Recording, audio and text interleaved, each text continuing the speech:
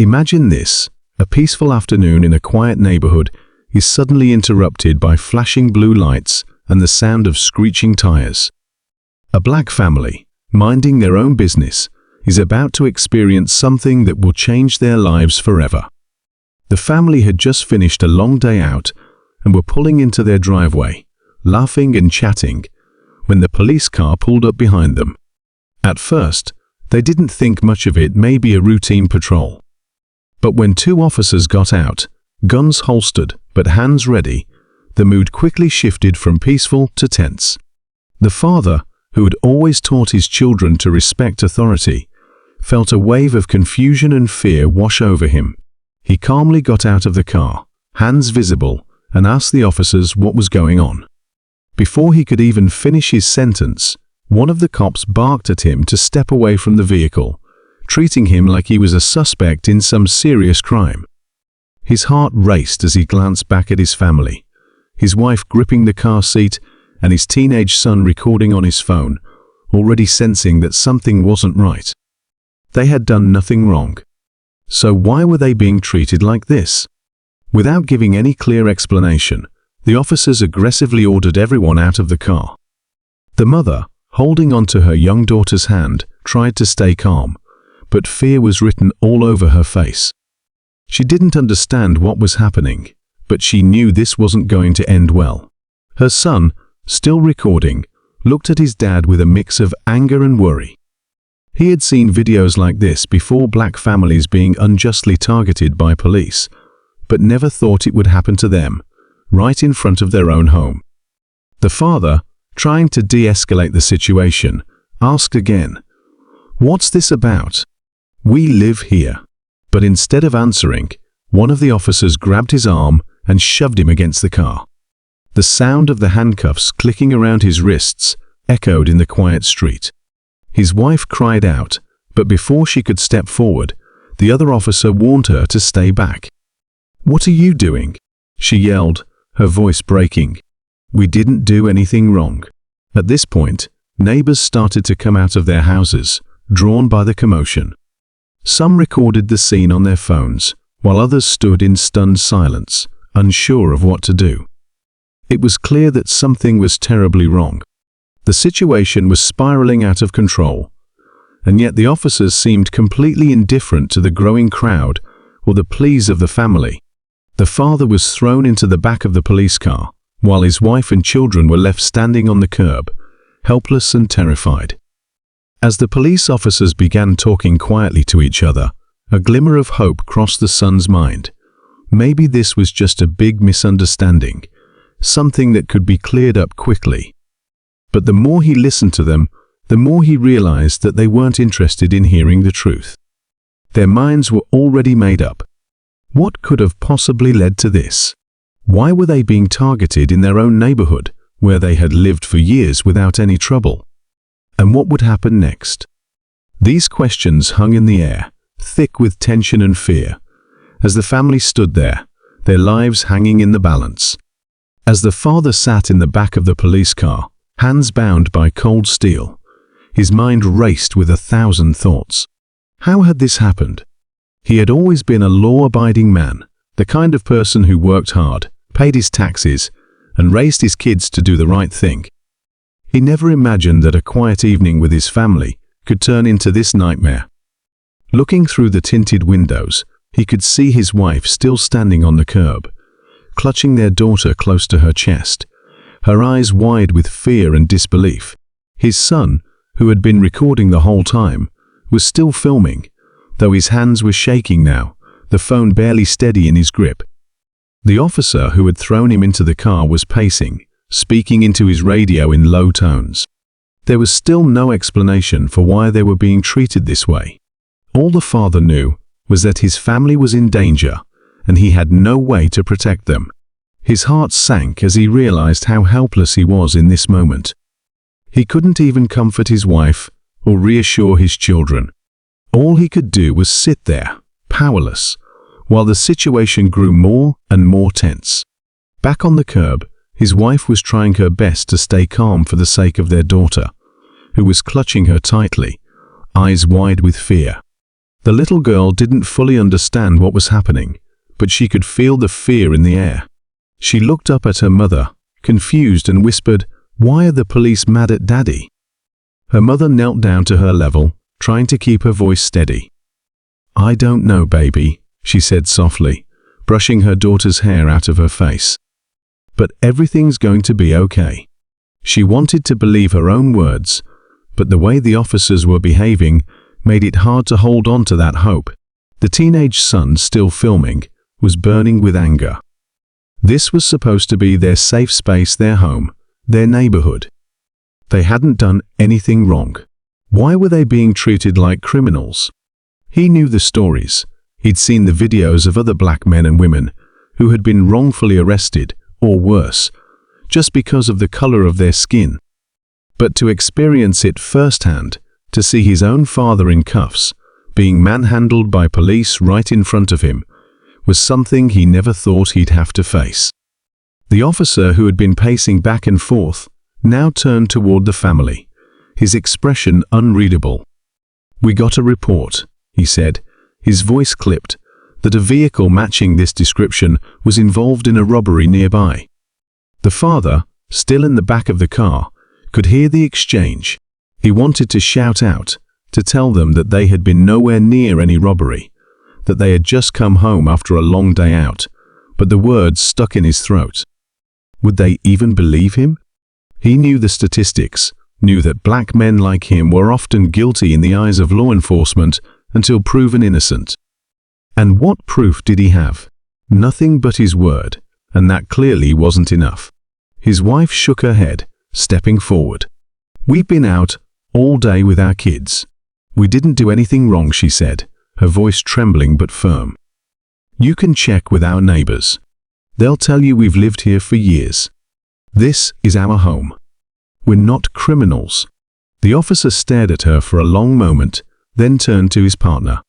They exchanged a few words that the family couldn't hear. Whatever they were discussing didn't seem to change the situation, though, because the officer only turned back and said, "We're going to need to take your husband down to the station for questioning." A wave of panic washed over her. "What? No? You can't just take him. He hasn't done anything wrong." She moved forward again, but the officer raised a hand to stop her. "Ma'am, I'm going to need you to stay back," he said, his tone cold and impersonal. "We'll sort this out at the station. But right now, we need to follow protocol." The teenage son stepped forward, still filming. "This is wrong," he said, his voice shaking with anger. "You can't just arrest him for no reason." The officer glanced at him, eyes narrowing. "You need to put that phone away," he said, taking a step toward him. The son stood his ground. "I have the right to record this. You can't make me stop." For a moment, it seemed like the situation might escalate even further. The officer's hand hovered near his belt, and the tension in the air was thick enough to cut with a knife. But before anything else could happen, one of the neighbors who had been watching from across the street finally stepped forward. "Officer," she called out, her voice steady but firm. "I've lived next to this family for years. They've never been involved in anything like this. There must be some kind of mistake." The officers hesitated, glancing at each other again. It was clear that they didn't have any solid evidence to back up their actions, but they weren't ready to back down either. The father, still sitting in the police car, felt a sliver of hope. Maybe, just maybe, this nightmare was about to end. But deep down, he knew it wasn't going to be that simple. The officer who had been pacing finally spoke up again. "We'll check into it," he said, almost grudgingly. "But for now, your husband is coming with us." With that, they slammed the door of the police car, cutting off any further protests. The father's heart sank as the car started to pull away from the curb, his family disappearing in the rearview mirror. He didn't know what was going to happen next, but one thing was clear: this wasn't over. Not by a long shot. As the car drove off, the mother stood frozen, holding her daughter close, her son still clutching his phone, now recording the empty street. The neighbors, some of whom had tried to intervene, watched in silence, unsure of what to do next. The tension in the air hadn't dissipated, it had only deepened, leaving everyone with more questions than answers. The mother turned to her son, eyes wide with fear and determination. "We have to do something," she whispered, her voice barely audible. "We can't just let them take him." Her son nodded, already thinking ahead. "We're going to fight this," he said, his voice steady despite the fear bubbling beneath the surface. "We're not going to let them get away with this." But as they stood there, staring down the empty street where the police car had disappeared, one thing was certain: they were up against a system that didn't care about justice. And the fight ahead was going to be harder than they could have ever imagined. As the police car disappeared from view, the mother stood frozen in place, her mind racing. She felt the weight of her daughter in her arms, the little girl's face pressed against her shoulder, trying to make sense of what had just happened. Her son, still clutching his phone, had finally stopped recording, but his eyes were still filled with anger. He was staring down the street, as if willing the police car to come back, to release his father, to undo what had just unfolded. "We can't just stand here," the mother said quietly, almost to herself. Her voice trembled, but there was a new resolve in her words. "We have to do something." Her son nodded, though he didn't know what that something was just yet. He had seen stories like this before, stories of black families fighting for justice against a system that seemed to be stacked against them from the start. But now that it was happening to his own family, the weight of it felt different. It felt heavier, more personal. What if they don't let him go?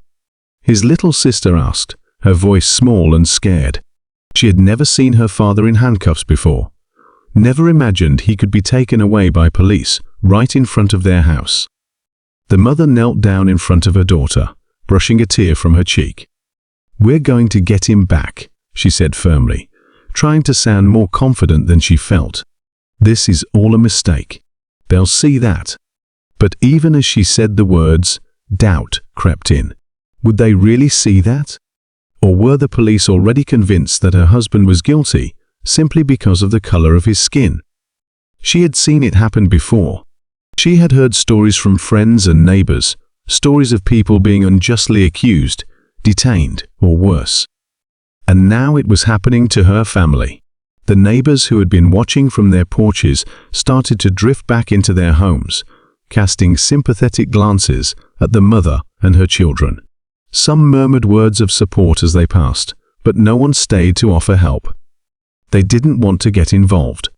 The fear of police retaliation, of being targeted themselves, was too strong. The mother understood that fear, but it didn't make her feel any less alone. Back inside the house, the silence was deafening. The mother sat down at the kitchen table, her hands trembling as she tried to think through her next steps. Her son was pacing back and forth, his mind racing with thoughts of what he had seen and what might happen next. His phone buzzed with notifications, messages from friends who had seen the video he'd posted online, some offering support, others sharing stories of their own encounters with the police. "We need to call a lawyer," he said suddenly, stopping in his tracks. "We need someone who knows what to do, someone who can help us fight this." The mother nodded. She had thought of that too, but the fear of how complicated and expensive it might be had held her back. Still, she knew her son was right. They couldn't just sit and wait for the system to decide their fate. They needed to act. "Do you know anyone?" she asked, her voice shaky but determined. Her son thought for a moment. "I think I can find someone. There's this group online. They help people in situations like this. I'll reach out to them." He quickly pulled out his phone, typing furiously, reaching out to every connection he could think of. Meanwhile, the mother tried to keep her mind from spiraling into worst-case scenarios. What if the police didn't believe their story? What if they kept her husband locked up? Or worse, what if they decided he was guilty based on nothing but their suspicions? She couldn't let herself think that way. She had to believe that justice would prevail, that the truth would come out. But as the minutes ticked by, The uncertainty gnawed at her. She looked at her son, now deep in conversation with someone over the phone, and her daughter, who was sitting quietly at the table, drawing in her coloring book, trying to distract herself from the fear that hung heavy in the air. Then, just as the weight of it all felt too much to bear, her son hung up the phone and turned to her. "I talked to someone," he said, his voice steady but laced with tension. "They said we need to gather as much evidence as we can. The video I took is a good start, but we need more. We need witnesses, people who saw what happened, and we need to find out who made that call to the police. Someone accused us of something we didn't do, and we need to prove it." The mother nodded, her heart pounding. "But how do we do that?" she asked. "How do we find out who called them?" Her son paused for a moment, thinking. "I'm not sure yet," he admitted, "but we'll figure it out. We have to." As they sat there, trying to piece together a plan, the phone rang. The mother's heart leaped into her throat as she snatched it up, hoping against hope that it was her husband calling to tell her everything was fine, that it had all been a misunderstanding, and he was coming home. But when she answered, it was a voice she didn't recognize. "Ma'am, this is Officer Daniels from the station," the voice said, cool and detached. "Your husband is being held for questioning. We're investigating the report that led to his arrest. You'll be notified when we have more information." The mother's stomach dropped. "But you don't have any evidence," she protested, her voice shaking. "We were just coming home. We didn't do anything wrong." "I can't discuss the details of the investigation over the phone," the officer replied, his tone flat and uninterested. "We'll be in touch." And with that, the line went dead. The mother slowly lowered the phone, her hand trembling. They weren't going to let him go. Not yet. And she had no idea how long they planned to keep him, or what kind of charges they might try to bring against him. Her son, who had been listening closely, clenched his fists. "They're stalling," he said, his voice filled with frustration. "They don't have anything on him, but they're going to keep him there as long as they can. They think they can wear us down." But the mother wasn't ready to give up. Not yet. "We need to find out who called the police," she said again, more determined this time. "That's the key. Someone lied, and that's why this is happening." Her son nodded, already pulling out his phone again to search for answers. "I'll talk to the neighbors," he said. "Maybe someone saw something, or maybe someone knows more than they're letting on." As her son left the house, the mother sat alone at the table, her heart heavy with fear and uncertainty. She didn't know what the next few hours, or even the next few days, would bring. But one thing was clear: this wasn't just about her family anymore. This was about fighting back against a system that had unjustly targeted them, a system that saw them as guilty until proven innocent. The tension grew with every passing minute. The mother paced the floor, waiting for any news, any glimmer of hope. Meanwhile, her son was out knocking on doors, asking questions, trying to find out who had made the call that had turned their lives upside down. As the day dragged on, the pressure mounted. Every moment felt like an eternity, and the weight of the injustice they were facing became almost unbearable. And yet, they couldn't afford to give in to despair. They had to keep fighting, keep pushing forward, even as the odds seemed stacked against them. But the longer they fought, the more it became clear that they were up against something much bigger than they had ever imagined. As the mother paced the living room, waiting for her son to return with any new information, the house felt eerily quiet. Every tick of the clock on the wall echoed through the empty space, reminding her that time was slipping away, and with it, any hope of a quick resolution. She tried calling the police station again, hoping for some update on her husband's situation.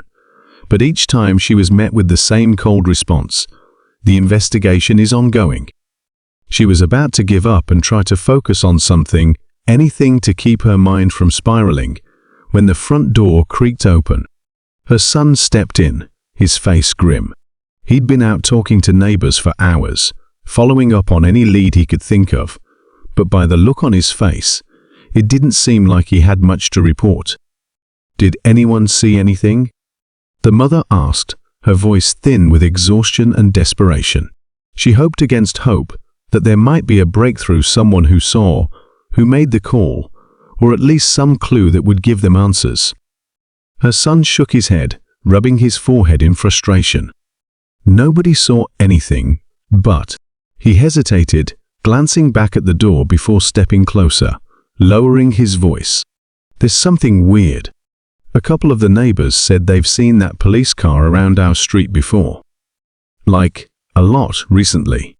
They didn't think much of it at first, but now." His mother's heart skipped a beat. "What do you mean a lot? Why would the police be watching us?" Her mind raced. They had never been in trouble before, never given anyone a reason to call the police, let alone have them patrolling their street regularly. "I don't know," her son said, a dark frown settling over his features. "But it sounds like they've been driving by almost every day for the past week. Like they were looking for something. Or someone." The air in the room grew thick with tension. The mother couldn't shake the feeling that there was something much bigger at play. Why would the police be surveilling their home? Who had called in the false report that led to her husband's arrest? It wasn't just a random misunderstanding anymore. Something felt deliberate, targeted. Before she could voice her concerns, her phone rang. She jumped, fumbling to answer it, hoping it was her husband calling from the station. But the voice on the other end wasn't his. "Ma'am, this is Officer Daniels again," the familiar, detached voice said. "I just wanted to let you know that we've received some new information that may change the course of the investigation." Her heart leapt. What kind of information? Is my husband going to be released? There was a brief pause. "Not yet," the officer said slowly, almost as if he were choosing his words carefully. "We've received a second report, this one involving your son." Her blood ran cold. "My son?" she repeated, her voice barely a whisper.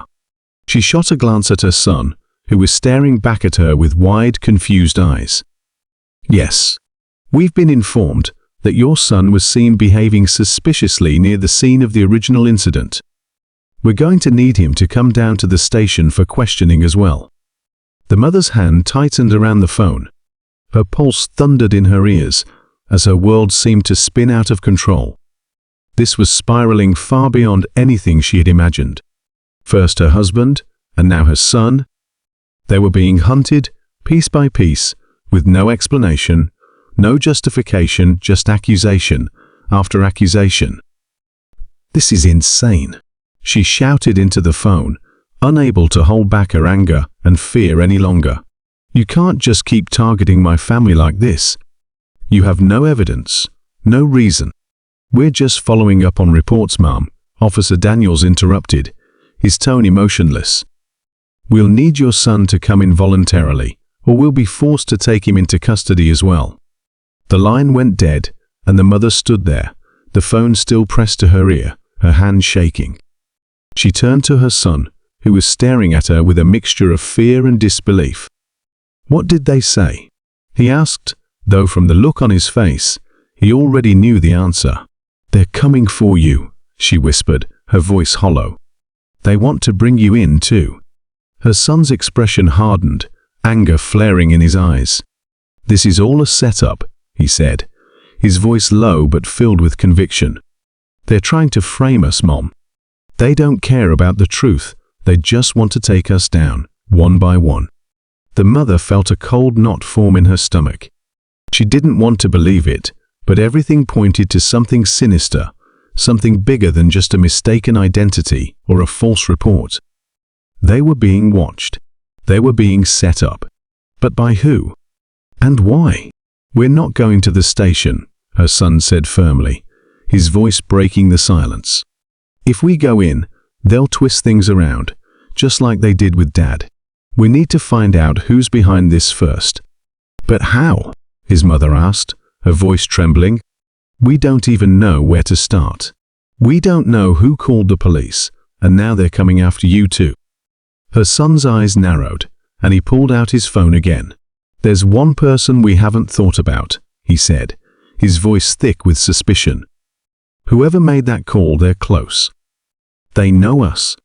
And if the police have been watching us for days, someone's been feeding them information." The mother's mind raced, trying to make sense of it all. It had to be someone nearby, someone who knew their routines, who would have noticed if they had been acting suspicious. But who? The neighbors they had talked to earlier. The ones who had seemed so sympathetic. Could one of them be involved? Just as the tension between them built to a breaking point, there was a loud knock on the front door. Both mother and son froze, their hearts pounding in their chests.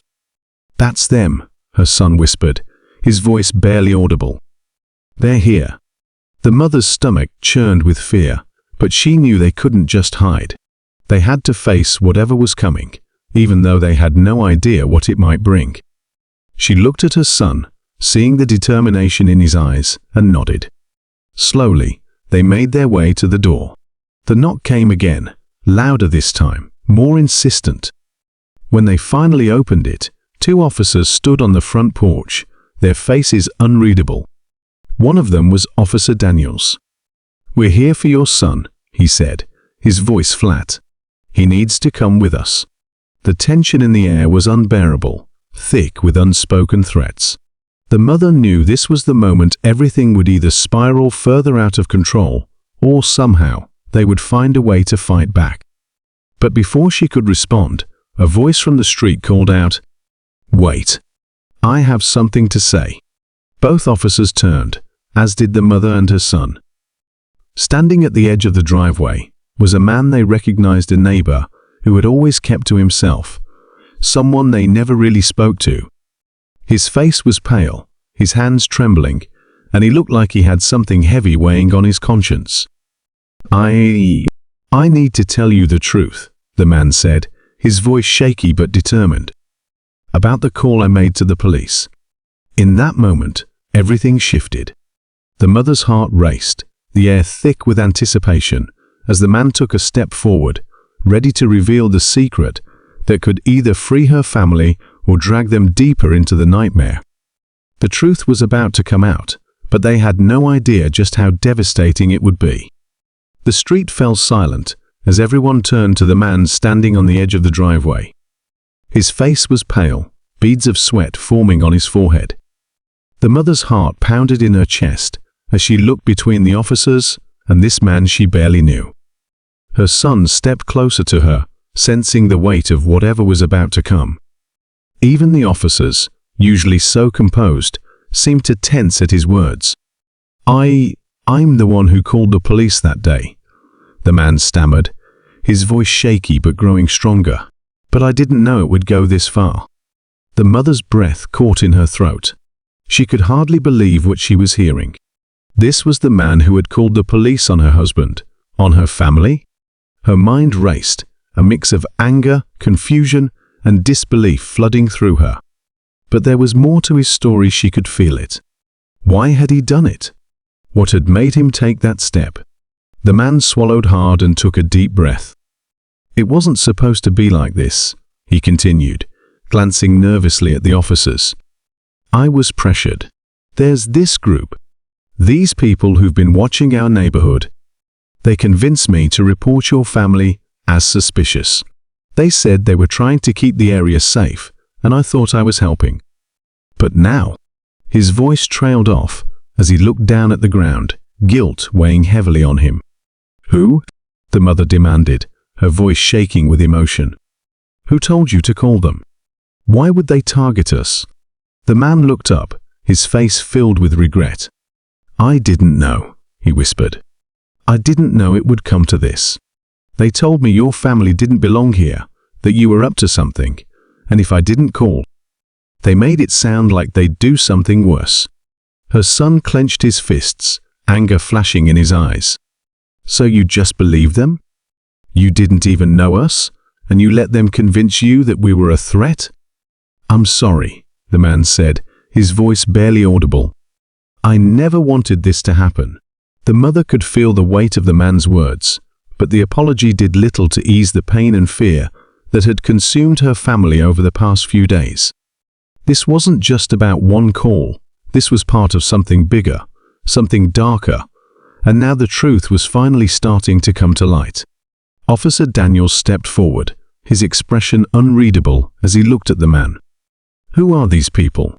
he asked, his voice cold and commanding. "We need names."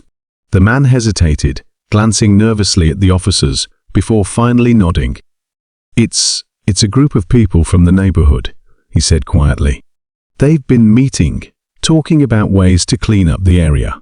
They think families like yours don't belong here. They're the ones who've been watching you, reporting you to the police." The mother's heart sank. She had suspected something like this, but hearing it confirmed was a blow she wasn't prepared for.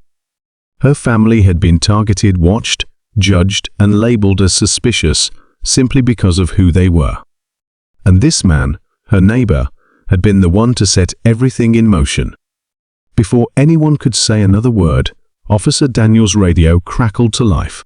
He stepped aside, speaking into it in hushed tones, but the mother couldn't hear what was being said. She stood there, her mind spinning, trying to process everything. Her son was pacing again, his anger simmering just beneath the surface. And then suddenly, the officers turned toward them with an unexpected look of confusion. "We've just received new information," Officer Daniels said slowly, his voice filled with a mix of surprise and suspicion. "It turns out, the original report wasn't just about your family. There's been an ongoing investigation into some illegal activity in this neighborhood. They thought your husband was involved, but it's starting to look like someone else might be using the situation to cover their tracks." The mother blinked, her heart racing. "What are you saying? Who's really behind all this?" The officer didn't answer right away, but the other officer whispered something to him, and Daniel's eyes narrowed. "There's another house in the neighborhood we've had our eyes on, people who've been involved in some shady business for a while now. We thought your family might have been connected because of the reports, but now it seems like someone used you as a diversion." A sickening realization hit the mother all at once. Her family had been caught in the crossfire, used as scapegoats in someone else's scheme. The mysterious group watching the neighborhood, stirring up fear and suspicion, wasn't just about targeting them. They were using the chaos to cover up their own crimes. "That's why the police were watching us," her son muttered under his breath. "They were looking for something else, and we just got in the way." The mother's head spun. All of this, the fear, the arrests, the tension, had been because of someone else's actions, someone using racial prejudice and fear to hide their own criminal activities. Her family had been painted as guilty simply because they were easy targets, and the real criminals were hiding in plain sight. Just as the weight of this revelation settled in, Officer Daniels looked at the man who had made the call. "You're coming with us," he said. "We'll need a full statement from you." The man nodded, his face pale as he realized the gravity of what he had done. As the officers led him away, the mother stood in the doorway, her mind still reeling. She had never expected any of this, never imagined that her family would be thrust into a nightmare like this, caught between false accusations and hidden crimes.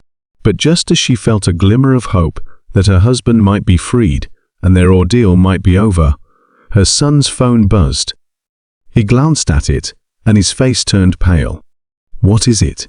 the mother asked, dread settling in her stomach. Her son looked up at her, his voice shaky. "Someone sent me a message," he said, showing her the screen. The text was anonymous, the words simple but chilling. "This isn't over. We're watching you." The mother's blood ran cold. They had uncovered the truth behind the false accusations, but the danger wasn't gone. Whoever had been behind this, whoever was using fear and manipulation to control the neighborhood, was still out there, and they weren't finished yet. As the weight of that realization settled in, the mother knew that her family's fight for justice was far from over. They had survived one ordeal, but the shadow of something darker still loomed over them. The mother stood frozen, staring at the ominous message on her son's phone. The reality that this ordeal was far from over settled in, cold and heavy. She had hoped that the confession from their neighbor would have ended the nightmare, but this new threat made it clear that the danger still lurked in the shadows, watching them. Her son paced the room, gripping his phone tightly.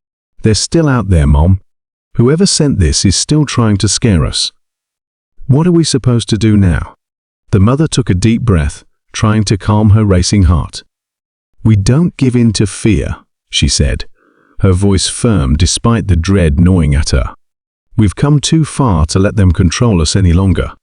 They had spent days feeling powerless, sitting on edge, waiting for more accusations, more harassment, more threats.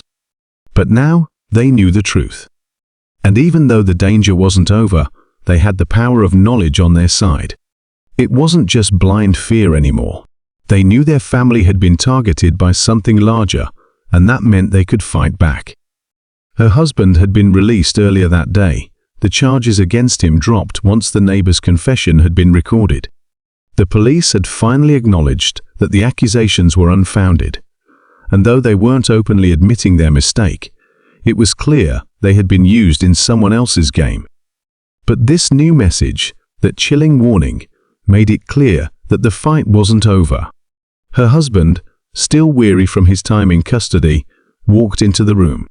He had barely had time to process everything himself, but when he saw the look on their faces, he knew something was wrong. The mother handed him the phone, watching as his expression darkened. "This is serious," he said, his voice low but steady. "Whoever is behind this isn't done with us. But we're not going to just sit here and wait for them to make the next move." Her son nodded in agreement.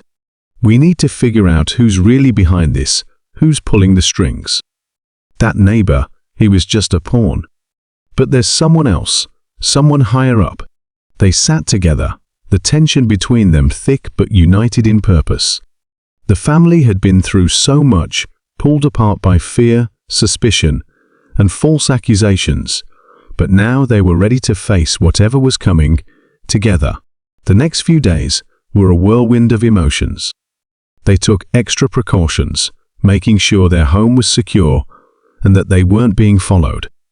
They reached out to friends and other neighbors, quietly asking if anyone had noticed anything suspicious in the weeks leading up to the arrest. Slowly, the pieces of the puzzle began to come together. It turned out that the group their neighbor had mentioned, the one meeting secretly to clean up the neighborhood, was larger than they had imagined. It wasn't just a few people with misguided intentions. It was an organized effort by a few powerful individuals who'd been quietly influencing the community for years. They had used fear and intimidation to manipulate others into doing their bidding, targeting families like theirs, who didn't fit their narrow idea of what the neighborhood should look like. But the mother's family wasn't the only one who had been targeted. As they continued to dig, they uncovered stories from other families, people who had quietly moved away after facing similar harassment, others who had been unfairly scrutinized or reported for fabricated reasons. It became clear that this wasn't an isolated incident, but part of a broader pattern. With each new piece of information, the mother's resolve grew stronger. They weren't just fighting for themselves anymore. They were fighting for all the families who had been silenced or pushed out of their community. They had to stand up, not just for justice, but for the truth. But even as they gathered evidence, there was still the looming threat of whoever had sent that message. The family lived each day with the knowledge that they were being watched, that at any moment something could happen. But instead of letting it paralyze them, they turned their fear into action. One evening, as they sat together, the mother looked at her family and realized something had shifted. The fear was still there, but it no longer held the same power over them. They had been tested, and though they had been shaken, they had come out stronger. Whatever came next, they would face it together. It wasn't long before the investigation gained traction. The police, now aware of the larger conspiracy at play, had quietly begun their own inquiries into the group operating behind the scenes. It wasn't easy. These were people with influence, people who knew how to stay hidden, but the truth was slowly coming to light. Little by little, the web of lies and manipulation that had ensnared their community was starting to unravel. Then one night, there was a knock at the door. The family tensed, bracing for another confrontation, but when they opened the door, it wasn't another police officer or a threatening message. It was a group of their neighbors, standing together. "We've heard what's been going on," one of them said, stepping forward. "We know your family has been through a lot, and we want you to know that we're with you. We're not going to let these people tear our community apart." The mother's heart swelled with emotion. For so long, they had felt alone, isolated in their fight against an invisible enemy. But now, they had allies. People who were willing to stand up and say that enough was enough. The days that followed were a blur of meetings and conversations. More and more people began to speak out, sharing their own experiences and calling for change. The mother's family had started a movement that was bringing the community together, exposing the rot that had been festering beneath the surface for far too long. And then, finally, the breakthrough they had been waiting for. The police, armed with enough evidence, made several arrests. The leaders of the group that had been terrorizing their community were taken into custody, their influence shattered. The truth was out, and justice was finally being served. It wasn't an easy victory. The family knew that the scars from this experience would take time to heal, both for themselves and for their community. But they had stood up, and in doing so, they had helped others find their voice as well. In the days that followed, life began to return to a semblance of normalcy. The fear that had once gripped their household had faded, replaced by a quiet sense of resolve. The anonymous threats had stopped, and the neighborhood felt safer, more united than it had in years. One evening, as they sat together on the porch, watching the sunset, the mother turned to her husband and son. "We made it," she said softly, her voice filled with a mix of relief and pride. "We didn't let them break us." Her son nodded, a smile tugging at the corners of his mouth. "Yeah," he said, "but we didn't just make it for us. We made it for everyone they tried to push out." The mother smiled, feeling the weight of those words. They had fought for their family, yes, but in the process, they had fought for something much bigger, something that would hopefully prevent others from going through the same ordeal. As they sat there, enjoying the peace that had been hard-won, the mother couldn't help but reflect on how far they had come. Their journey had been filled with fear and uncertainty, but in the end, they had found strength in each other, in their community, and in the truth. The battle was over, but the lessons they had learned would stay with them. They had faced injustice, and they had fought back, not with anger or hatred, but with determination, unity, and love for each other.